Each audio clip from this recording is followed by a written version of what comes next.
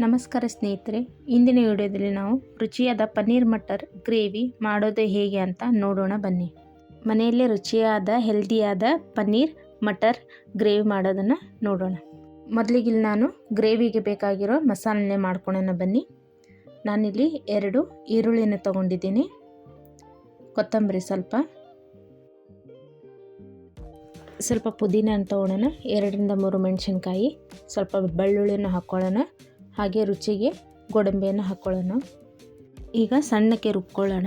ನಾನಿಲ್ಲಿ ಒಂದು ಬೌಲಲ್ಲಿ ಅರ್ಧ ಕಪ್ ಆಗೋಷ್ಟು ಮೊಸರು ತೊಗೊಂಡಿದ್ದೀನಿ. ಅದರಲ್ಲಿ ಸ್ವಲ್ಪ ಅರಿಶಿನ ಹಾಕ್ಕೊಳ್ಳೋಣ, ಅಷ್ಟು ಧನಿಯಾ ಪೌಡರು, 1 ಚಮಚದಷ್ಟು ಗರಂ ಮಸಾಲ, ಮತ್ತು 1 ಚಮಚದಷ್ಟು ಖಾರದ ಪುಡಿ, ಮತ್ತು ಸ್ವಲ್ಪ ಪೆಪ್ಪರ್ ಪೌಡ್ರ್ ಅಂದರೆ ಕಾಳು ಮೆಣಸಿನ ಪೌಡ್ರ್ ಹಾಕ್ಕೊಳ್ಳೋಣ. ಚೆನ್ನಾಗಿ ಮಿಕ್ಸ್ ಮಾಡ್ಕೊಳ್ಳೋಣ.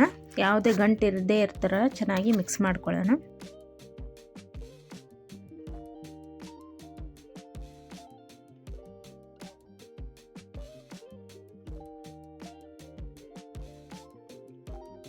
ನಾನಿಲ್ಲಿ 200 ಗ್ರಾಮ್ ಆಗೋಷ್ಟು ಪನ್ನೀರನ್ನು ತೊಗೊಂಡಿದ್ದೀನಿ. ಅದನ್ನು ಚೆನ್ನಾಗಿ ಫ್ರೈ ಮಾಡ್ಕೊಳ್ಳೋಣ ಮೊದಲಿಗೆ.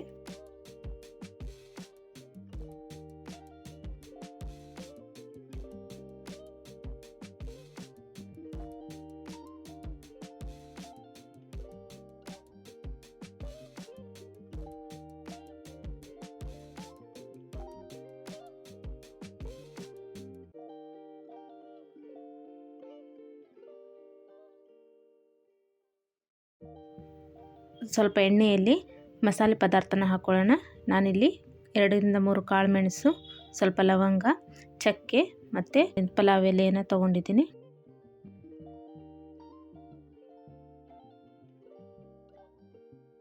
ಈಗ ನಾವಿಲ್ಲಿ ಆಗಲೇ ರುಬ್ಬಿರೋಂಥ ಮಸಾಲೆನ ಹಾಕ್ಕೊಂಡು ಹಸಿ ವಾಸನೆ ಹೋಗೋವರೆಗೂ ಬೇಯಿಸ್ಕೊಳ್ಳೋಣ.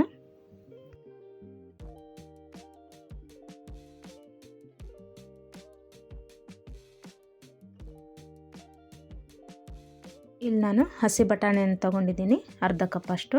ಈಗ 1-2 ನಿಮಿಷ ಬೇಯಕ್ಕೆ ಬಿಡೋಣ.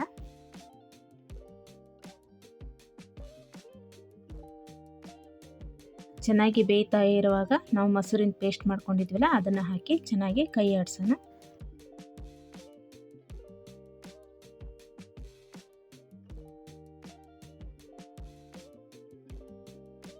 ನೋಡಿ, ಚೆನ್ನಾಗಿ ಕುದೀತಾ ಇರಬೇಕಾದ್ರೆ ನಾವೀಗ ಆಗಲೇ ಫ್ರೈ ಮಾಡಿರೋಂಥ ಪನ್ನೀರನ್ನ ಹಾಕ್ಕೊಂಡು ಚೆನ್ನಾಗಿ ಬೇಯಿಸ್ಕೊಳ್ಳೋಣ. ರುಚಿಗೆ ತಕ್ಕಷ್ಟು ಉಪ್ಪನ್ನು ಹಾಕ್ಕೊಂಡು ಸ್ವಲ್ಪ ಕಸೂರಿ ಮೇಥಿ ಹಾಕಿ ಕೈ ಆಡಿಸಿ 2ರಿಂದ 3 ನಿಮಿಷ ಬೇಯಕ್ಕೆ ಬಿಡೋಣ.